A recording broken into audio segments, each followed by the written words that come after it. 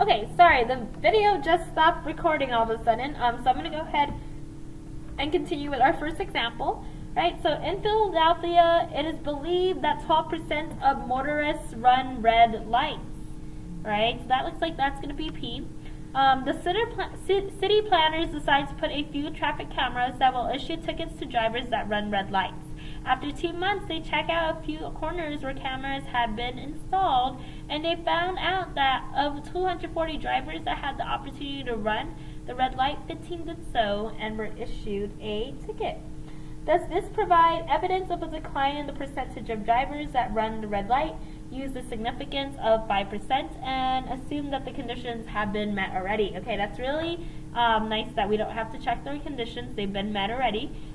So let me just identify things for you, and then I'm just actually going to give you what the P-lab value is going to be and the conclusion, and what you need to just do at home is try this problem and see if you're actually able to find that P-value. If you're not, then that means that you got to come and ask questions during class, or you got to come after school, and then we can walk step by step on how to do this, okay?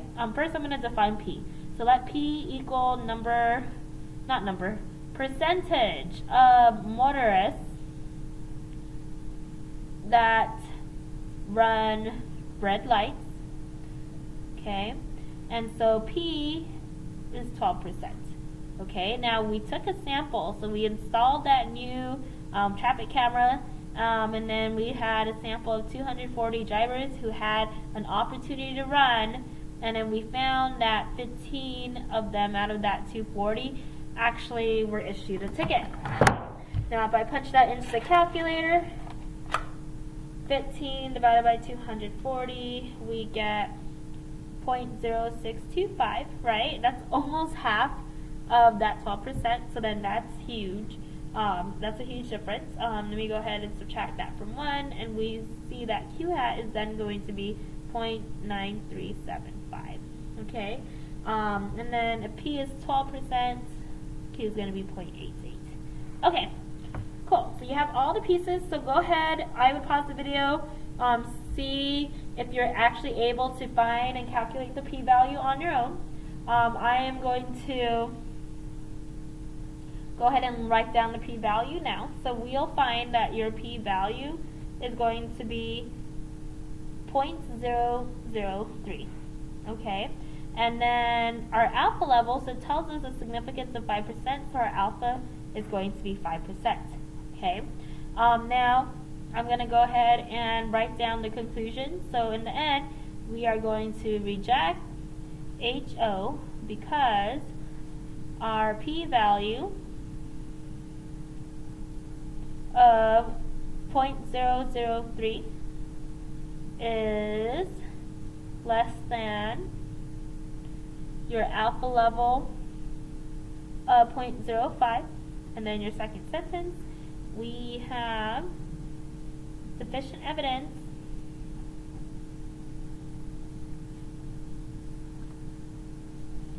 that the true percentage of motorists that run red lights is less than basically 12%. Okay, that's based off your alternative hypothesis. And then in the context of the problem, right, they put cameras on, and so essentially, if we are able to say that, we're basically saying the cameras work. Okay, that's the whole reason why we even ran the hypothesis test to begin with. The cameras work. There's less people who are actually getting tickets, right? Now, what is the type 1 error in this context, and then what is its probability? Okay, so I'm going to first just make a note to myself. So type 1 error is when we reject the null and then we happen to be wrong, right? So we made an error. We rejected and we were wrong, okay? And so basically this means that we concluded that the percentage of red lights that are ran is less than 12% when it's not actually less. Okay, it could be the same or it could be more. It's just not less, right? If we're putting this and thinking about the cameras, basically we're saying we're concluding that the cameras work, but the cameras actually didn't work. Okay. Now the probability of our type 1 error is going to be our alpha level, and our alpha level was 5%. Okay, so that's our probability of type 1. All right. Now, what is a type 2 error in this context? Okay, so then that's when we fail to reject the null, but we were wrong. Okay, and so we failed to reject the null, so we're concluding that the percentage of red lights ran has not decreased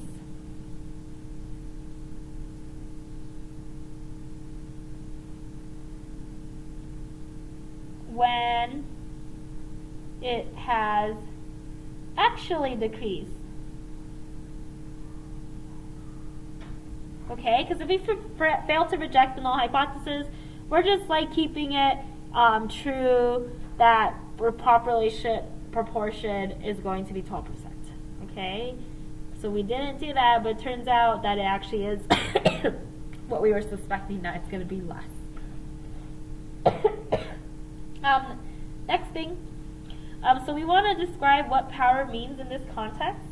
All right, so power again is when we actually reject the null and we are right. Okay, and so this is going to be the probability of concluding that the cameras work and they actually do.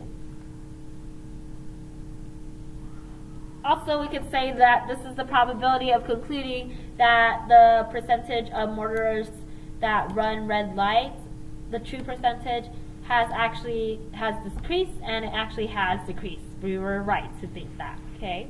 For number 5, if they had used a significance of 1%, what would happen to type 1 error, type 2 error, and the power? Okay, so let's think about this. So we are starting with an alpha of 5%, and we're actually going to lower our alpha level.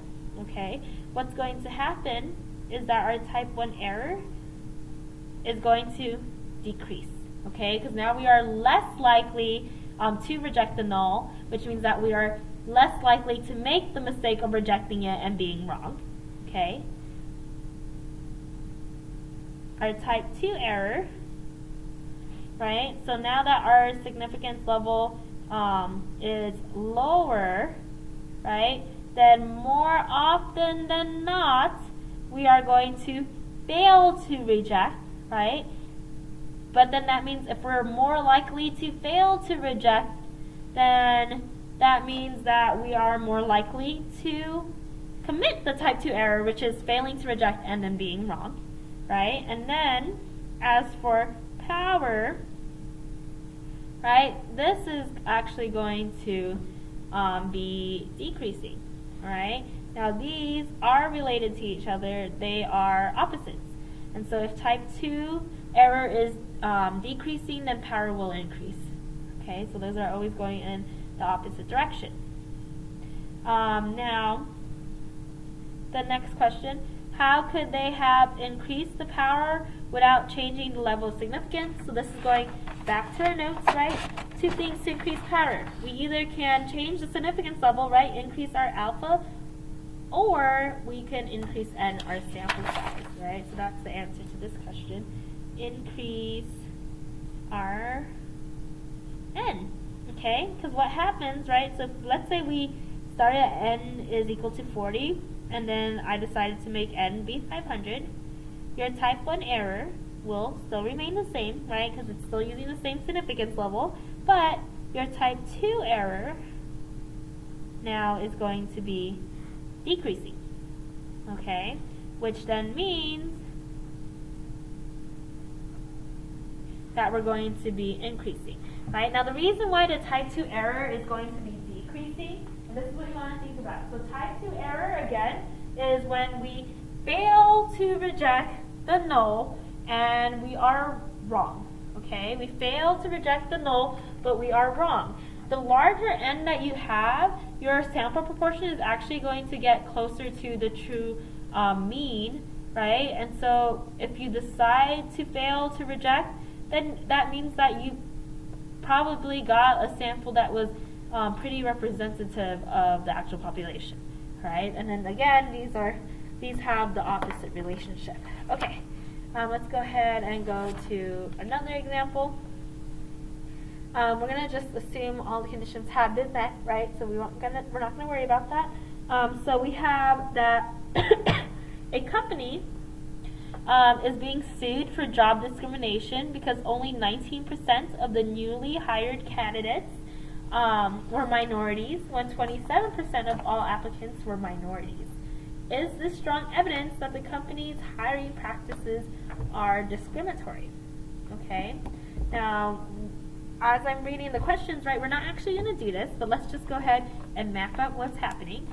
Okay. So it looks like P is 0.27, and so let's go ahead and define P. So let P equal the percentage of minorities, basically. Okay, so 27 actually applied, but only 19% actually got it. Okay, and so 27% applying versus 19% actually getting it. We're asking if the company's hiring practices are discriminatory. So let's go ahead and start with question A, right? Because basically, here's what we're saying. That it is 27%. We think that the proportion is actually less than, not 19, less than 27%. That we're not hiring as many people of color as those who are applying. Okay, so the question is this a one-tailed or two-tailed test? Why? Right? Okay, because I'm saying less than because we're saying that they're more discriminatory, right? And so we would want to find this area, okay? The other thing that we want to think about too is that the company isn't going to be sued if too many minorities are being hired. And that doesn't even make sense anyway, right? And so it is going to be one tail. So I'm going to write that down. It's based off of the alternative hypothesis. And why I wrote the alternative hypothesis that way is because this is a matter of suing the company, and the company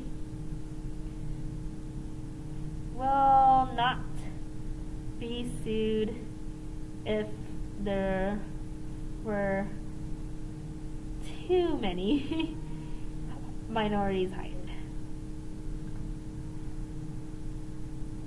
Okay, next one, part B. In this context, what would a type 1 error be? Okay, so type 1, let's remember what that is.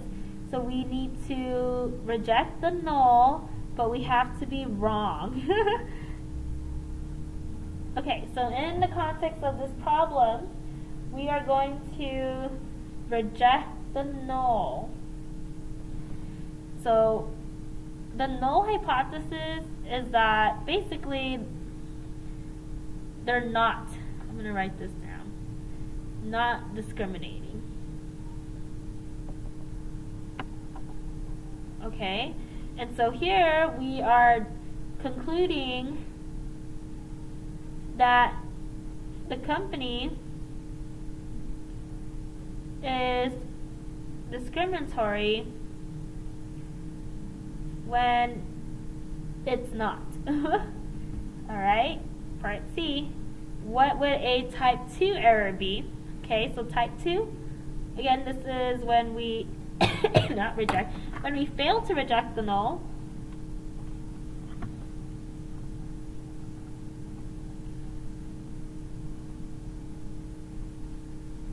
Okay, so we failed to reject the null, and we are wrong, right? It's an error. Okay, so concluding that the company is not discriminatory when it is.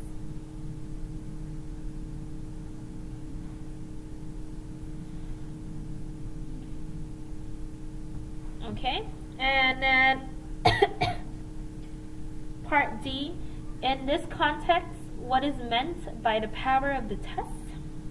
Okay, I'm gonna go over here. Right, so we are wanting to reject the null and we want to be right. Okay, and so here we conclude that the company is discriminating, and they are. Okay, and that again is a good thing because that's what we actually suspect. Okay, and this is specifically, right, so we're concluding the company is discriminating, and they are, and power is specifically the probability.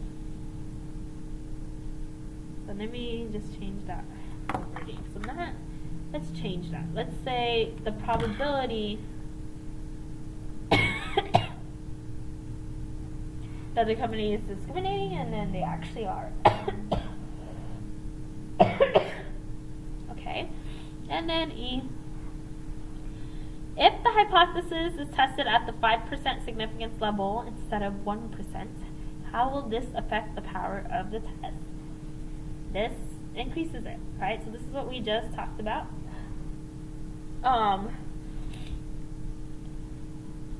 What happens here is that if you increase your level of significance, then you are more likely to reject, which means that you're more likely to be able to be right if you reject and you're actually right. Okay? And then F, it says, excuse me, the lawsuit is based on hiring of 87 employees. Is the power of the test higher than, lower than, or the same as